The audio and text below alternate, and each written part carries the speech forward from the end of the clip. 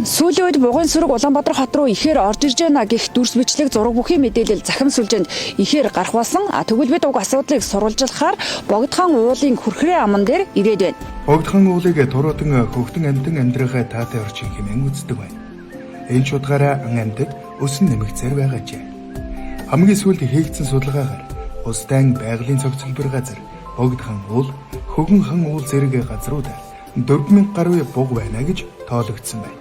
Бугынтай өсөн нэмэгдэж, цагаагарын эрсдээс уур амьсгалын нөлөөгөөр зэрлэг амьтад уулнаас бүх болжээ.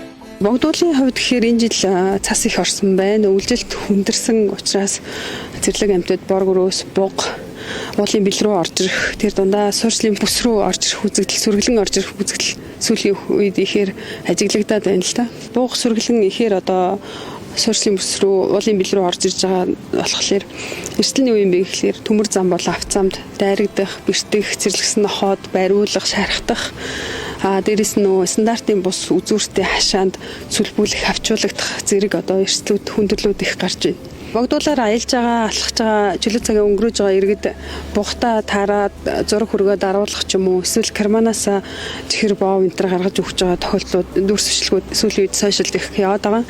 Энд чинь өөрөө зэрлэг амьтан буг зэрлэг амьтан өөрийн гэсэн зан төрхтөө авир ааштай байдаг. Тэгэхээр зэрлэг амьтан нь одоо хүнд ихтэх, ойртох, зэрлэг амьтныг үргээх, гаршуулах ч өөрөө болохгүй үйлдэл. Эргээд өөртөө эрсдэл дагуулж байгаа гэдгийг эргээд ойлгоод ухамсарлаад буг болон одоо зэрлэг амьтадтай таарах юм бол үргээхгүй байх, цочоохгүй байх, гараасаа хоолт хийж ил өхгүй байх тал дээр анхаараа л гэж хэлмээр байна. Ялангуяа одоо их хурц эвэртэй амьтан шүү дээ, тийм. Тэгэхээр одоо эвэрт нь хүмүүс сүлбүүлэх ч юм уу, үлгүүлэх маш одоо эрсдэлтэй хүн одоо амь настанд ч хүртэл аюул учирч болох эрсдэлтэй. Тийм учраас зэрлэг амьтантай ер нь аль болох ойртохгүй байх, гараасаа хооллохгүй байхыг л бид нар одоо байнга л сануулж байгаа.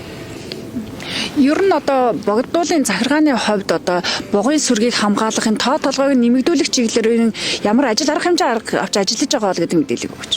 Богдхан уулын дархан цаазд газрын хамгаалтын захиргааны зүгээс үйлчилт хүндэрсэн үед амьтны тухай хууль заасны дагуу зэрлэг амьтдад биотехникийн арга хэмжээ авдаг. Тэрэнд нь болохоор хужир шүү, өвс одоо зэрлэг амьтны бэлчээр нутгуудад тавьж өгдөг.